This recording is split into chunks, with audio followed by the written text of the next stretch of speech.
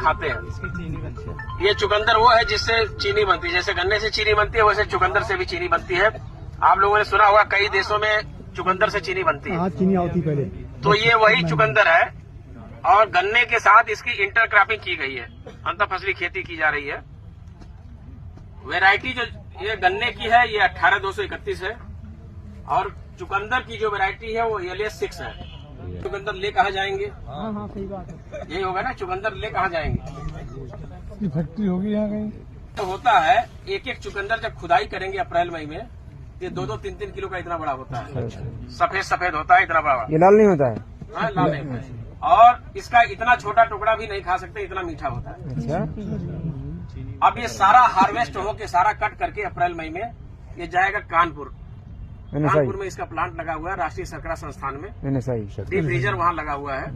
वहाँ पे ये जाएगा और वहाँ पे ट्रायल करके इस साल अभी ये जो अपने यहाँ प्रयास किया जा रहा है उसको इससे एथेनॉल बनाने के बारे में सोचा जा रहा है कि एथेनॉल जितना उत्पादन हो रहा है उसको और आगे बढ़ाया जाए।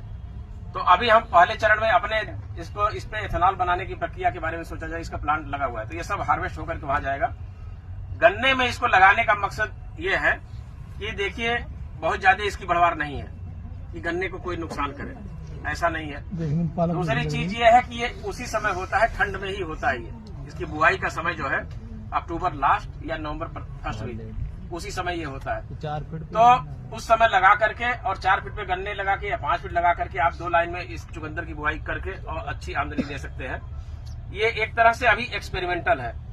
आप यहाँ पे देखिए गन्ने के साथ चुकंदर लगाया गया है, दूसरे प्लाट में केवल चुकंदर लगा हुआ है और तीसरे प्लाट में केवल गन्ना लगा हुआ है। देखेंगे इसकी इकोनॉमिक्स की गन्ने के साथ इसकी क्या इकोनॉमिक्स आ रही है और केवल चुकंदर लगाने पे क्या इकोनॉमिक्स है और केवल गन्ने की क्या इकोनॉमिक्स है।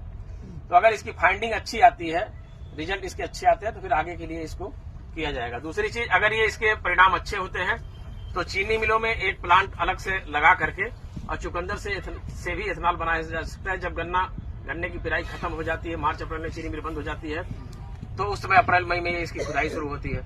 तो एक तारतम्य बना रहेगा कि अगर गन्ने से नहीं कर सकते हैं तो चलिए चुकंदर से इसको बना। राणा शुगर कर रहा है इसको। हाँ, कर रहा है। तो ये अपने यहाँ की वैरायटी है, ये देसी वैरायटी है, लखनऊ की LS6 है। और ये जो वैरायटी है ये है जर्मन की वैरायटी है। इन दोनों में अंतर, इसका बीज जो होता है वो पालक के बीज की तरह होता है।